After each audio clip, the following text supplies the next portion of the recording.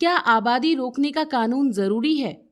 एक तरफ दुनिया की आबादी बढ़ रही है, वहीं धन कुबेर इलॉन मस्क कहते हैं कि इंसान को जनसंख्या बढ़ोतरी पर रोक नहीं लगानी चाहिए।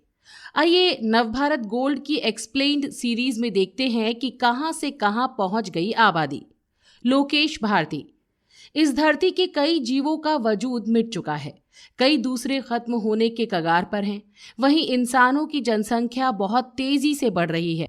बड़ी बात यह है कि आज से 218 साल पहले पूरी दुनिया की जनसंख्या ने पहली बार 1 अरब का आंकड़ा छुआ, यानी इस पड़ाव तक हम पहुंचे साल 1804 में।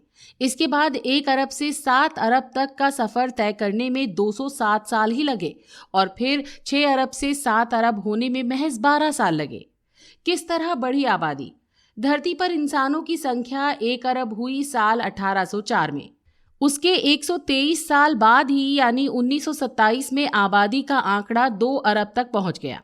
अगले 1 अरब जुड़ने में तो केवल 33 साल लगे, यानी 1960 तक दुनिया की आबादी 3 अरब हो गई। इसके बाद जनसंख्या बढ़ने की रफ्तार और तेज हुई। 4 अरब लोगों का आंकड़ा दुनिया ने 1974 में ही छू लिया, यानी 3 से 4 अरब होने में केवल 14 साल लगे। इसके बाद के 13 सालों में यानी साल 1987 तक आबादी 5 अरब हो गई। इस 5 अरब से 6 अरब होने में हम इंसानों को केवल 12 साल लगे और 2011 में दुनिया ने 7 अरब की जनसंख्या का आंकड़ा छू भी लिया। क्या हर देश में बढ़ रही है जनसंख्या? पूरी दुनिया के स्तर पर आबादी भले ही तेजी से बढ़ती दिख रही हो, लेकिन कई देशों में मामला इसके ठीक उल्टा है। जापान, यूक्रेन, बुल्गारिया और क्रोएशिया जैसे देशों में आबादी घट रही है। दुनिया में ऐसे कम से कम 20 देश हैं जिनकी जनसंख्या हर साल कम होती जा रही है। इसीलिए वहां की सरकारें देश में जनसंख्या बढ़ाने के लिए कानून भी बनाती रहती हैं। रोमानिया में तो सरकार पर ऐसे आरोप भी लगे हैं कि वो उन लोगों से भेदभाव करती है जिनके बच्चे नहीं हैं। और ये तो हम में से ज्यादातर लोग जानते ही हैं कि जनसंख्या में कमी और बुजुर्गों की बढ़ती संख्या को देखते हुए चीन ने अपने यहाँ एक बच्चे की पॉलिसी को खत्म कर दिया है। मुस्लिम देशों में जनसंख्या की तस्वीर कैसी है? दुनिया में 1/3 से ज्यादा ऐसे भी देश हैं जहां प्रजनन दर बहुत ज्यादा है। जातिगत जनगणना, सब हैं राजी, फिर क्यों बयानबाजी? किताब के लेखक संजीव कुमार कहते हैं, कुछ लोग इसके लिए मुसलमानों को जिम्मेदार ठहराते हैं, लेकिन पिछले 50 वर्षों में दुनिया के 10 देशों ने अपने यहाँ प्रजनन दर को सबसे ज्यादा घटाया है और इनमें 6 देश मुस्लिम आबादी वाले हैं। इनमें बांग्लादेश और कुवैत भी शामिल हैं। ईरान जैसा इस्लामिक देश तो अपनी घटती जनसंख्या से परेशान है। भारत में जनसंख्या का हाल कैसा है? भारत में जनसंख्या बढ़ने पर रोक लगाने और इसके लिए कानून बनाने की कोशिश होती रहती है। कई नेता आबादी के मसले को धार्मिक रंग देने का प्रयास करते भी दिखते हैं, लेकिन आंकड़े बताते हैं कि भारत में मामला अब रिप्लेसमेंट लेवल पर आ गया है, यानी जितने लोगों का निधन हो रहा है उतने ही बच्चे पैदा हो रहे हैं। अंबेडकर यूनिवर्सिटी में इकोनॉमिक्स की प्रोफेसर दीपा सिन्हा कहती हैं, हमारे देश में मुसलमानों में प्रजनन दर हिंदुओं की तुलना में तेजी से घटी है। दरअसल जैसे जैसे शिक्षा का फैलाव होगा और लोगों की आर्थिक स्थिति बेहतर होगी, वैसे वैसे जनसंख्या पर लगाम लगनी शुरू हो जाती है। देश में साक्षरता दर अब 74.04% पर पहुंच गई है। सिन्हा कहती हैं, रिप्लेसमेंट लेवल 2.1 होता है। इसका मतलब ये है कि एक महिला औसतन 2 बच्चों को जन्म दे रही है। अब भारत में फर्टिलिटी रेट रिप्लेसमेंट लेवल से भी नीचे 1.94 तक पहुंच चुका है, यानी अब उतने भी बच्चे पैदा नहीं हो रहे जितने लोग हर बरस मर रहे हैं। आंकड़े और उनका प्रोजेक्शन बताता है कि भारत की जनसंख्या अभी 20 साल और बढ़ सकती है, लेकिन इसके बाद इसमें कमी आनी शुरू हो जाएगी। दरअसल अभी जो युवा हैं वे अमूमन 1 से 2 बच्चे ही पैदा कर रहे हैं। जब ये बच्चे बड़े होंगे तो इनमें ज्यादातर का एक बच्चा ही होगा। वहीं पिछली जनसंख्या बुजुर्ग हो जाएगी। इससे बुजुर्गों की जनसंख्या बढ़ेगी। अपने देश में जनसंख्या तेजी से बढ़ने की एक वजह ये भी थी कि लड़का पैदा होने के इंतजार में कई बच्चियां पैदा हो जाती थी। हालांकि अब ऐसा बहुत कम देखा जा रहा है, अगर है भी तो सिर्फ गांवों के स्तर पर। शहरों में शिक्षा समेत बच्चों की परवरिश में होने वाले खर्चों से बचने के लिए भी लोग एक बच्चा ही पैदा कर रहे हैं।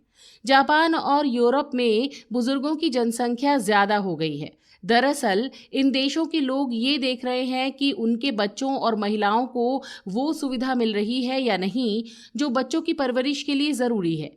ऐसे देशों में कई महीनों की पेड पेरेंटिंग और मैटरनिटी लीव दी जाती है। भारत में मुसलमानों को आबादी के मुद्दे पर टारगेट किया जाता है, लेकिन आंकड़े कुछ और कहानी कह रहे हैं। साल 1992 में मुस्लिमों की प्रजनन दर हिंदुओं की तुलना में 1.1 ज्यादा थी, लेकिन 2005 में घटकर ये 0.81 हो गई। National family health survey NFHS 5 2019-2021 के अनुसार नेशनल फर्टिलिटी रेट 1.98 है।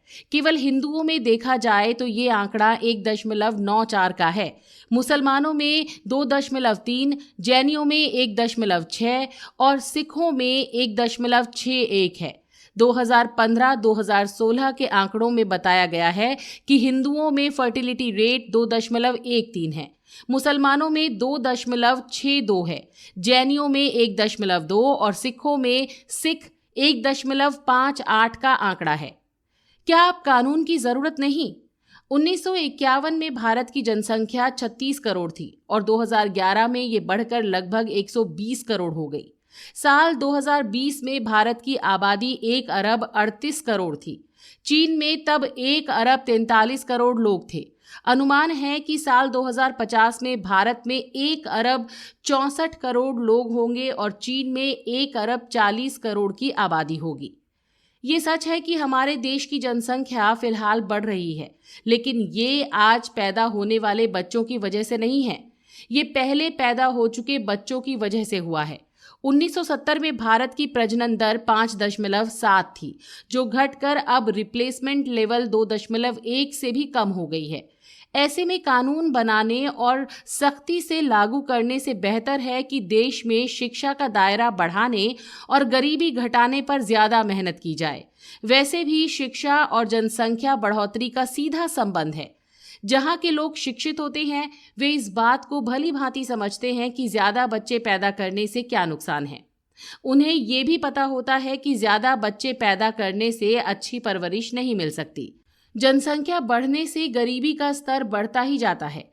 शिक्षित लोग जानते हैं कि अनचाहे बच्चे को पैदा होने से कैसे रोक सकते हैं।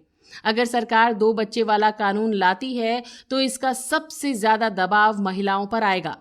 जाने माने राजनीतिक विश्लेषक बद्री नारायण कहते हैं कि जल्द ही भारत इस दुनिया का सबसे ज्यादा जनसंख्या वाला देश होगा। इसीलिए कानून बनाने की जरूरत है, लेकिन ज्यादा जरूरी है चेतना जगाना।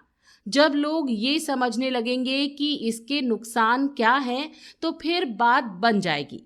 हो सकता है इससे कानून बनाने की जरूरत ही खत्म हो जाए।